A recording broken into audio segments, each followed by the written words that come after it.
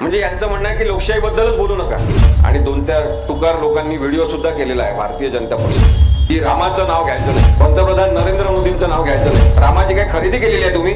राम विकत घेतलाय का तुम्ही? मी विश्वंभर आणि निखिल वागळे सर सुद्धा आम्ही प्रत्येक वाक्यात त्याच्यानंतर आज पंतप्रधानांबद्दल बोलतो. सध्या लोकशाहीबद्दल मुद्देसूद बोलणंच प्रक्षोभक झालेलं आहे. म्हणजे यांचं म्हणणं आहे की लोकशाहीबद्दलच बोलू नका आणि लोकशाहीबद्दल बोलण्याची सगळ्यात जास्त गरज आहे. यांनी त्या निवेदनात सांगितलं आणि दोन चार टुकार लोकांनी व्हिडिओ सुद्धा केलेला आहे भारतीय जनता पक्षाचे की रामाचं नाव घ्यायचं नाही, पंतप्रधान नरेंद्र मोदींचं नाव घ्यायचं नाही. का घ्यायचं नाही? का घ्यायचं नाही? रामाची काय खरेदी केलेली आहे तुम्ही? राम विकत घेतलाय का तुम्ही? राम भारतीयांच्या मनामनातला आहे. आम्ही नाव घेणार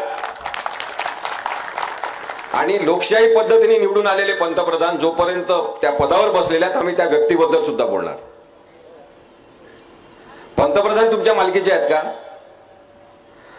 पंतप्रधान पदाच्या संदर्भात काही आपण बोललं, त्या व्यक्तीबद्दल काही बोललं, नरेंद्र मोदींबद्दल, तर यांना लगेच राग येतो आणि ते आपल्याला सांगतात की पंतप्रधान पदावर, संविधानिक पदावर बसलेल्या व्यक्तीबद्दल तुम्ही बोलताय म्हणजे तुम्ही पंतप्रधान पदाचा अपमान करताय.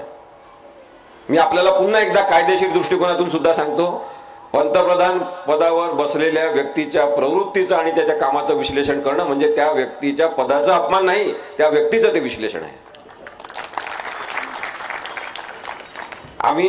मी विश्वंभर आणि निखिल वागळे सर सुद्धा आम्ही प्रत्येक वाक्यात त्याच्यानंतर आज पंतप्रधानांबद्दल बोलणार.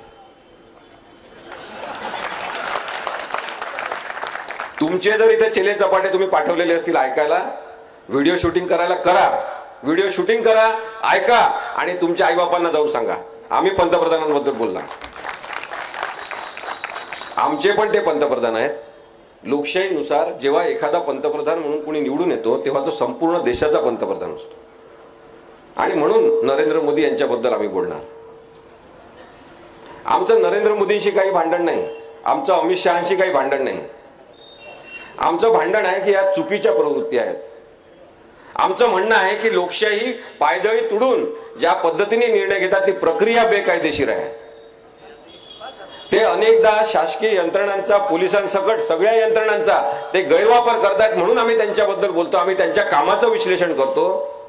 आमचं असं म्हणणं आहे भारतीय नागरिक म्हणून की तुम्ही पंतप्रधान पदावर बसून पंतप्रधान पदाची प्रतिष्ठा मलिन करत असल्यामुळे आम्ही तुमच्याबद्दल बोलतो.